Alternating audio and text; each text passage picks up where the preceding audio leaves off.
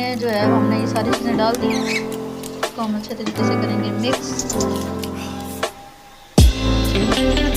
और पानी जो है वो भी हमारा काफ़ी हद तक खुश्क हो चुका है, लेकिन फिर भी हम इसको एहतियातन जब तक हमारा हलवा जो है तो हमने बेकिंग इसमें ऐड किया था, जब तक हमें वो नज़र नहीं आएगा कि वो इसमें शामिल हो गया सही तरीके से और नज़र आने लग गया हमें, तो हम इसको दम लगा के रखेंगे ताकि इसका पानी सही तरीके से खुश्क हो जाए।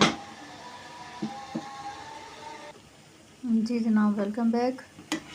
ये देखें पानी हमारा अच्छे तरीके से खुश्क हो गया है और हमारा हलवा देखें कहीं से लगा भी नहीं है।